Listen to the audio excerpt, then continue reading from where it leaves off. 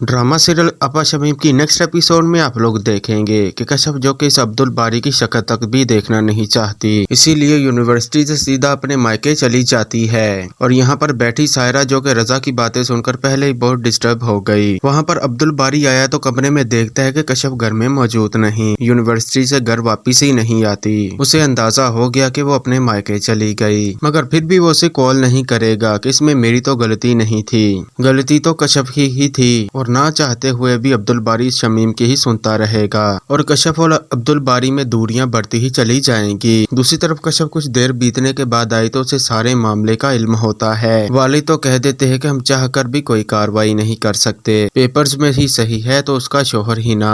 फिर रजा के वालिदैन को खुला का नोटिस मिल ही जाता है। आरफा बेगम के पूछने पर शोहर ने बता ही दिया, तुम्हारे बेटे का करेक्टर सर्टिफिकेट है। यूं माँ ने फोन करके बताया और साथ ही साथ इस रजा को धमकी भी दे देती है कि रजा अपना वापस स्टेटस पाना चाहता है तो वो सायरा को जैसे तैसे करके मना ले। उधर सायरा है जो इसी परेशानी को दिल से लगा बैठ गई है, जो बात जाते जाते रजा इसे कह गया था। कश्यप तो यहाँ पर भी मौजूद है, वो उसे शेयर ही करती है, मैं एक बच्चे को उसके बाप से दूर करके उसके साथ ज्यादती करूंगी और मैं सारी जिंदगी बाप की कमी नहीं पूरी कर सकूंगी। ये बात तो कश्यप भी समझती है, लेकिन बहन को समझाती है कि प्लीज आप ही सिचुएशन समझे। लेकिन कुछ देर बीतने के बाद इस सारा की इतनी तबीयत खराब हो जाती है, ये देखकर तो फैमिली परेशान हो जाती है। कश्यप बहन को उठाती है हॉस्पिटल ले जाने के लिए और इमरजेंसी में इसे हॉस्पिटल ले जाते हैं, मगर फिर कुछ देर बीत जाने के बाद डॉक्टर जवाब दे देता है कि बच्चा नहीं बच सका क्योंकि सायरा का बीपी कुछ ज्यादा ही शूट कर गया। डॉक्टर ने बताया भी था दोनों के लिए खतरा है बीपी शूट करना। यूं इस रजा की वजह से सायरा ने अपना बच्चा खो दिया।